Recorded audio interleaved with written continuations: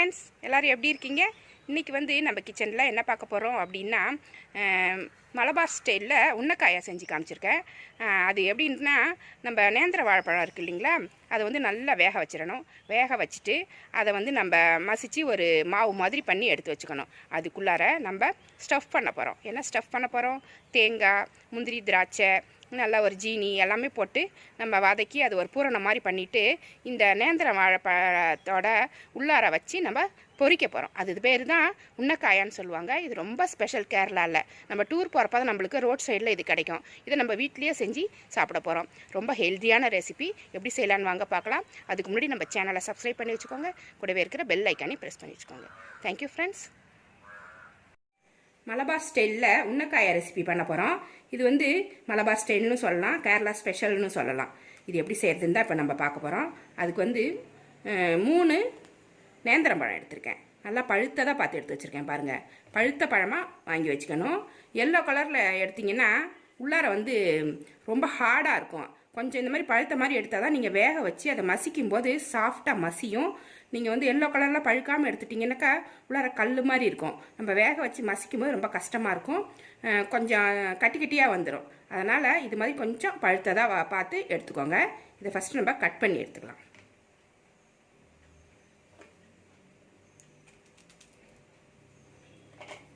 இதை 3 பீஸ் இல்லைன்னா 2 பீஸாக கட் பண்ணிக்கோங்க. அப்போ தான் வேக வைக்கிறதுக்கு நம்மளுக்கு வசதியாக இருக்கும். 2ஆக கூட கட் பண்ணிக்கோங்க, கரெக்டாக தான் இருக்குது.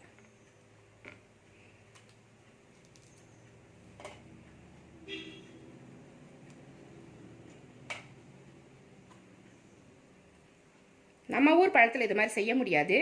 அதான் நம்ம ஊர் பழத்தில் நம்ம வேக வச்சோன்னா குழ குழன்னு ஆகிடும். நேந்திரம் பழத்தில் மட்டும்தான் இந்த உன்னக்காயை பண்ண முடியும். ஏன்னா இது வேக வச்ச உடனே சாஃப்டாக அந்த உருளைக்கிழங்கு மாதிரி இருக்கும். நம்ம தேவையான ஷேப்பில் இதை நம்ம பண்ணிக்கிறதுக்கு ஈஸியாக இருக்கும். நம்ம வாழைப்பழம் வந்து அது மாதிரி பண்ண முடியாது. வேறு வாழைப்பழத்தில் இதை ட்ரை பண்ணாதீங்க. இந்த மாதிரி பீஸ் பண்ணிவிடுவோம். இதை வந்து நம்ம இட்லி பானையில் வச்சு அவிச்சு எடுத்துகிட்டு வந்துட்டு அதுக்கப்புறமா இதை உருளைக்கிழங்கு மாதிரி நல்லா நைஸாக மசித்து ஒரு சப்பாத்தி மாவு மாதிரி பிசைஞ்சு எடுத்து வச்சுக்கணும். இட்லி பாத்திரத்தில் தண்ணி ஊற்றி சூடு பண்ணியிருக்கேன். அது மேலே இதை எப்படி வச்சு விட்டுரு.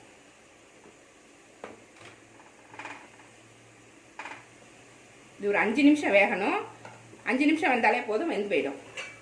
வெந்துருச்சான்னு செக் பண்ணிட்டு எடுக்கணும். ஒரு ஃபோர்க்கு இல்லைனா ஸ்பூனு, கத்தி ஏதாவது வச்சு நம்ம குத்தி பார்த்தோம்னா நல்லா வெந்து வந்திருக்கும். அதை பார்த்துட்டு நம்ம எடுத்துக்கலாம். இதை நல்லா வேக வச்சு எடுத்தால் தான் மசிக்க முடியும்.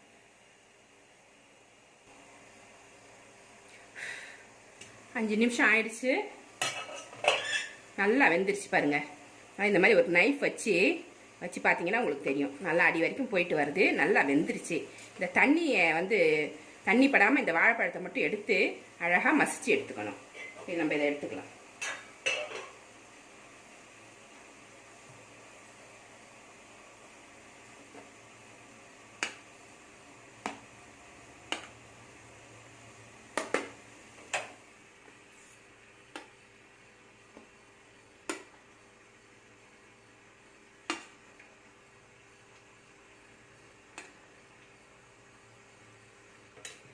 இது தோலெல்லாம் எடுத்துட்டு கொஞ்ச நேரம் ஃபேனில் ஆறுனா போதும்.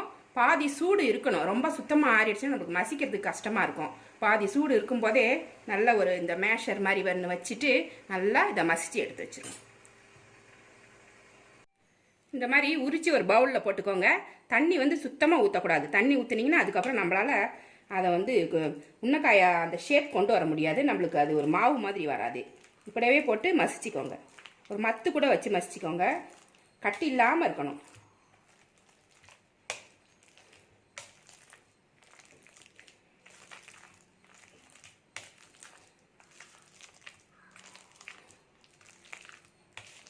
கொஞ்சம் சூடு இருக்கும்போதே மசிச்சிங்கன்னா தான் நல்லா வரும். நார் இருக்கும். அதை வந்து நீங்கள் தோல் உரிக்கும் போதே லேசாக எடுத்து விட்டுருங்க. நான் கொஞ்சம் எடுத்துட்டேன்.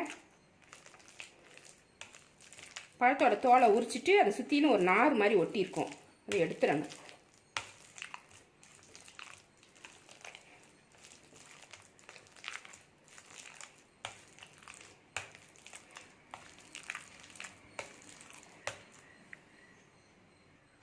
மசிச்சதுக்கப்புறம் இது மாதிரி இருக்கும். இது வந்து நம்ம பழத்தை உரிச்சிட்டு சுற்றிலும் ஒரு நார் இருக்கும், அதையும் எடுத்துருங்க. நடுவில் ஒரு விதை பாகம் இருக்கும், அதையும் எடுத்துருங்க. அது நான் எடுக்கலை, ஏன்னா விதை ரொம்ப இல்லை இந்த பழத்தில். விதை ரொம்ப இருந்துச்சுன்னா மட்டும் நடுவில் வந்து இந்த ஆப்பிளில் நடுவில் விதையெல்லாம் எடுக்கிறோம் பார்த்தீங்களா, அது மாதிரி இந்த வாழைப்பழத்தில் நடுவில் இருக்கிற அந்த விதை வந்து முத்தி இருந்துச்சுன்னா மட்டும் எடுத்துக்கோங்க. இது அவ்வளவா விதை வந்து சின்ன சின்னதாக தான் இருந்துச்சு, அதனால் எடுக்க வேண்டிய அவசியம் இல்லை. அந்த மாதிரி இருந்தால் இந்த மாதிரியே போட்டுக்கோங்க, அப்படியே ஃபுல்லாகவே போட்டுடலாம். இது வந்து கையில் ஒட்டும், நம்ம வந்து அந்த ரெடி பண்ண முடியாது. உன்னக்காயை ரெடி பண்ணுறதுக்கு கையில் ஒட்டும். வாழைப்பழம் இல்லைங்களா, பிசு பிசுப்பு தன்மை இருக்கும். அதனால் ஒரு ஸ்பூன் நெய் போட்டுக்கலாம். 1லேருந்து 1.5 ஸ்பூன் கூட நெய் போட்டுக்கோங்க, அப்போ தான் இது ஒட்டாமல் வரும். இப்போ இன்னொரு தடவை இதை பிசைஞ்சிக்கலாம், அப்போ தான் நம்ம கைக்குள்ள ஒட்டாது. கொஞ்சமாக போட்டால் போதும், ஒட்டாமல் இருக்கிறதுக்காக மட்டும்.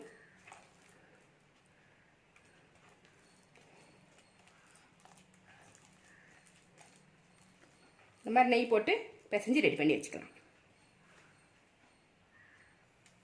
பழத்தை மசிச்சு எடுத்து வச்சுட்டோம். இப்போ ஸ்டஃபிங்க்கு ரெடி பண்ண போகிறோம். ஒரு தேங்காய் நல்லா துருவி எடுத்து வச்சுருக்கேன். முந்திரி திராட்சை எடுத்து வச்சுருக்கேன். முந்திரி வந்து ஒரு 20 கிராம் இருக்கும், திராட்சை வந்து ஒரு 10 கிராம் இருக்கும் எடுத்து வச்சுருக்கேன். இது வந்து உங்களோட இஷ்டம் தான், எவ்வளோ வேணால் போட்டுக்கலாம். ஏலக்காய் பொடி பண்ணி எடுத்து வச்சுருக்கேன். 1 கப் ஜீனி எடுத்து வச்சுருக்கேன். நெய் எடுத்து வச்சுக்கணும்.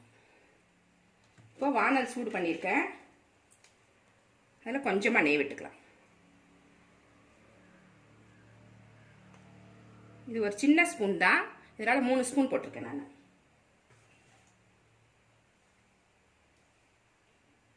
ஸ்டவ்வை மீடியமில் வச்சுக்கிட்டு இதை செய்யணும். ஃபஸ்ட்டு முந்திரி திராட்சை ரெண்டையுமே போட்டுருவோம்.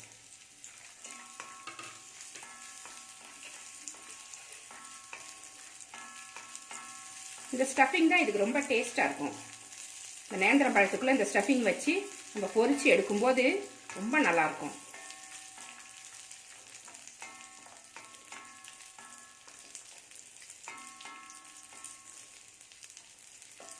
வறுபட்டது போதும். இப்போ தேங்காயை சேர்த்துடலாம். நீங்கள் சர்க்கரைக்கு பதில் வெல்லம் கூட சேர்க்கலாம். வெல்லத்தை ஆனால் காய்ச்சி வடிகட்டிட்டு பாகு மாதிரி வச்சுட்டு இதில் வச்சு சேர்க்கணும். ஜீனினா நம்ம அதுக்கு தேவை கிடையாது, சர்க்கரைனா நம்ம அப்படியே போட்டுடலாம். கொஞ்ச நேரம் வதக்கிக்கலாம், அந்த ஈரம் போகிற வரைக்கும். இந்த தேங்காயில் உள்ள ஈரம் போகிற வரைக்கும் லைட்டாக வறுத்து.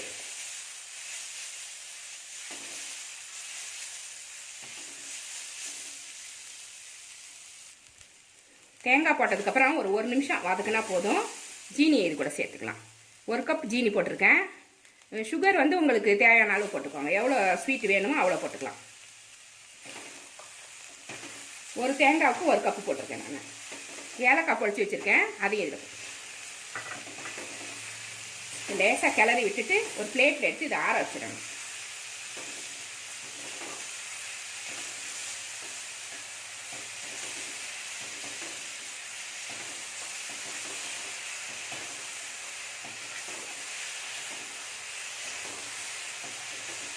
நம்ம போலி பண்ணுவோம் பார்த்தீங்களா, போலிக்கு உள்ள ஸ்டஃபிங்க்கு இது மாதிரி கொடுப்போம். ஆனால் முந்திரி பருப்பு திராட்சை போட மாட்டோம், ஏன்னா அது ஸ்டஃப் பண்ணும்போது மாவுக்கு வெளியில் வந்துடும்னு. இதில் முந்திரி திராட்சையெல்லாம் சேர்த்துருவோம், அவ்வளோதான். நல்லா சேர்ந்து வந்துடுச்சு. இதை ஒரு பிளேட்டில் எடுத்து ஆற வச்சு கொண்டு வந்துடலாம். வாழைப்பழத்தை இந்த மாதிரி நம்ம மசிச்சு எடுத்து வச்சுருந்தோம். இதை என்ன பண்ணணும், மசிச்ச உடனேவே நம்ம ஸ்டஃபிங் கொடுத்து செய்யறதுக்கு ரெடி பண்ணிங்கன்னா உங்களுக்கு சரியாக வந்து வராது, இந்த ஷேப் வராது. நம்மளுக்கு இந்த கிண்ணம் மாதிரி செய்யறதுக்கு உள்ளார ஸ்டஃப் பண்ணுறதுக்கு எல்லாத்துக்குமே கொஞ்சம் கஷ்டமாக இருக்கும். அதனால் இதை மசிச்சுட்டு நெய் போட்டு லாஸ்ட்டில் கொஞ்சமாக நெய் போட்டு இந்த மாதிரி தோ மாதிரி பண்ணிவிட்டு சப்பாத்தி மாவு மாதிரி பிசைஞ்சிட்டு ஒரு 10 நிமிஷம் ஃப்ரிட்ஜில் வச்சுருந்து எடுத்திங்கன்னா நம்மளுக்கு கையில் ஒட்டாமல் நல்லா வரும். இப்போ அது மாதிரி தான் இப்போ எடுத்துகிட்டு வந்திருக்கேன். கொஞ்சமாக கையில் நெய் தடவிக்கலாம். நெய் தொட்டுக்கிட்டு ஒரு பால் மாதிரி எடுத்துக்கலாம். சப்பாத்திக்கு எடுப்போம் பார்த்தீங்களா, அது மாதிரி எடுத்துக்கலாம்.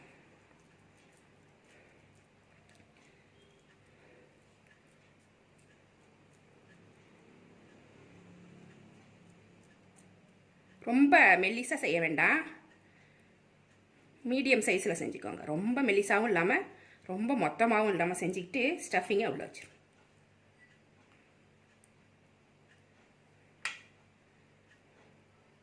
இந்த மாதிரி வச்சுட்டு இதை அழகாக மூடி விட்டுரும். கொழுக்கட்டை செய்கிற மாதிரி தான்.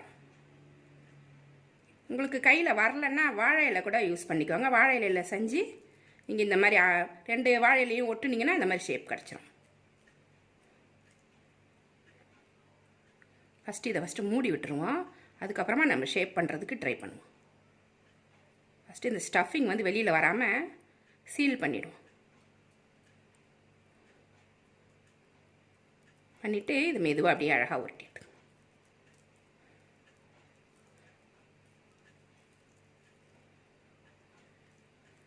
உன்னக்காயை வந்து இந்த ஷேப்பில் இருந்தால் தான் அதோட அதுவே நல்லாயிருக்கும், பார்க்குறதுக்கே நல்லாயிருக்கும். வேறு ஷேப் வந்து இதுக்கு நல்லா இருக்காது. ரவுண்டாக உருண்டையெல்லாம் பண்ணால் நல்லா இருக்காது. இதுதான் உன்னக்காயோட ஒரிஜினல் ஷேப். இந்த மாதிரி ஒன்று ஒன்றா செஞ்சு எடுத்துக்கலாம். திரும்பவும் கொஞ்சம் நெய் தடவிட்டு ஒரு பால் ரெடி பண்ணிக்கலாம். கொஞ்சம் நேரம் ஃப்ரிட்ஜில் வச்சுட்டிங்கன்னா உங்களுக்கு இந்த மாதிரி ஈஸியாக வரும். எடுத்த உடனே பார்த்தீங்கன்னா கொஞ்சம் கஷ்டமாக இருக்கும். இது எப்படி நம்ம பண்ண போகிறோம் அப்படின்ற மாதிரி கொஞ்சம் டென்ஷனாக இருக்கும். ஒரு 10 நிமிஷம் ஃப்ரிட்ஜில் எடுத்து வச்சுட்டு அதுக்கப்புறமா பார்த்தீங்கன்னா சப்பாத்தி மாவு மாதிரி ஆகிடும். இது ஈஸியாக இருக்கும் இந்த மாதிரி பண்ணுறதுக்கு.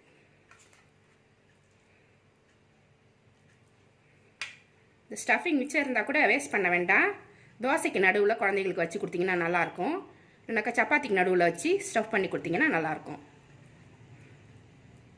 ஸ்டஃபிங் அவ்வளோ டேஸ்ட்டாக இருக்கும். நல்லா எல்லா பக்கமும் மூடிட்டு ஸ்டஃபிங் வந்து வெளியில் தெரியாமல் நல்லா லாக் பண்ணி விட்டுருணும். அப்படி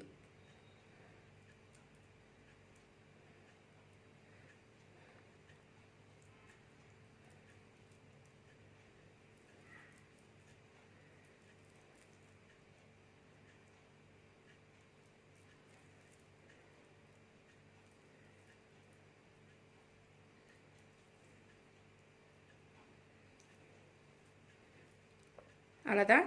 இது மாதிரி எல்லாமே செஞ்சு ரெடி பண்ணி எடுத்து வச்சுக்கலாம். இது மாதிரி எல்லாமே ரெடி பண்ணி வச்சுக்கணும். உடனே பொரிக்கிறதுனா அப்படியே போய் பொரிச்சிக்கலாம். இல்லை கெஸ்ட்லாம் வர்ற வரைக்கும் நம்ம வெயிட் பண்ணலாம் அப்படின்னா அப்படியே தூக்கி ஃப்ரிட்ஜில் வச்சுட்டிங்கன்னா அப்படியே இருக்கும். நம்ம கொஞ்சம் கொஞ்சமாக எடுத்து பொரிச்சிக்கலாம். காலையில் கொஞ்சம் பொரிச்சிக்கலாம். சாயந்தரம் பசங்க வர்றப்ப ஈவினிங் ஸ்நாக்ஸ் மாதிரி பொரிச்சு கொடுக்கறதுக்கு வசதியாக இருக்கும். ஃப்ரிட்ஜில் கூட இதை ஸ்டோர் பண்ணிக்கலாம். ஃப்ரிட்ஜில் வைக்கும்போது இன்னும் உங்களுக்கு ஈஸியாக இருக்கும். இது மேல் பாகம் எடுத்து நம்ம ஃப்ரை பண்ணும்போது ஒட்டாது. இது வந்து ட்ரை ஆகிடும். இப்போ தொடும்போது கொஞ்சம் பிசுபிசுப்பு தன்மை இருக்குது பார்த்தீங்களா, இது இருக்காது. நல்லா ட்ரையாக இருக்கும். எடுத்து போட்டு பொரிக்கும்போது உங்களுக்கு ரொம்ப ஈஸியாக இருக்கும். ஒரு வாணலில் இந்த உன்னக்காயை பொரிக்கிறதுக்கான எண்ணெய் ஊற்றிருக்கேன். எவ்வளோ வேணுமோ ஊற்றிக்கலாம். நம்ம வடை பொரிக்கிற மாதிரி தான். கட்லெட்லாம் பொரிப்போம் பார்த்தீங்களா, அது மாதிரி. எண்ணெய் சூடாயிருச்சு. இதில் ஒன்று ஒன்றா இதை உள்ளே வச்சிடும். எண்ணெய் சூடான உடனே மீடியமில் வச்சுக்கோங்க.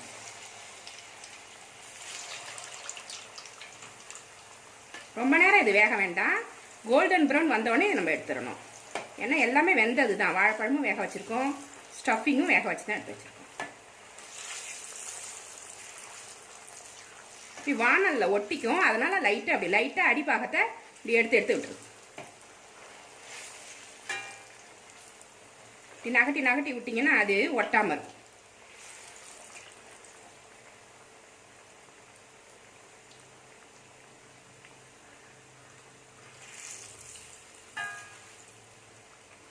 லைட்டாக பரட்டணும், இல்லைன்னா உடஞ்சி போயிடும்.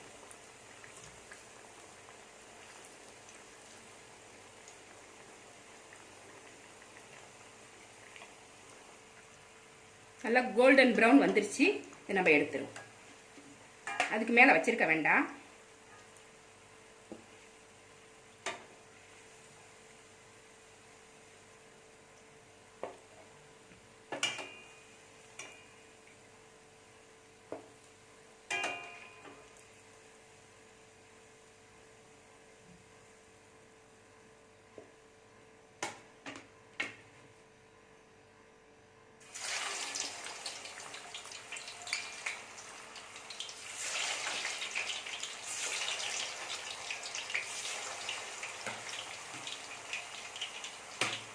இதையும் அது மாதிரியே பொரிச்சு எடுத்து வச்சுக்கலாம். ரெடி ஆனதுக்கப்புறம் இது மாதிரி இருக்கும். எல்லாமே கட் பண்ணால் இந்த மாதிரி இருக்கும் ஸ்டஃபிங். வாழைப்பழத்துக்குள்ளே தேங்காய், முந்திரி பருப்பு, திராட்சை போட்ட அந்த ஸ்டஃபிங் சாப்பிடவே அவ்வளோ நல்லாயிருக்கும். இது மாதிரி நீங்களும் ட்ரை பண்ணுங்கள். இந்த ரெசிபி உங்களுக்கு பிடிச்சிருந்தா நம்ம சேனலை சப்ஸ்கிரைப் பண்ணி வச்சுக்கோங்க. கூடவே இருக்கிற பெல் ஐக்கானையும் ப்ரெஸ் பண்ணி வச்சுக்கோங்க. இவ்வளோ நேரம் என்னோடய வீடியோவை பார்த்தா எல்லாருக்குமே நன்றி. Thank you friends.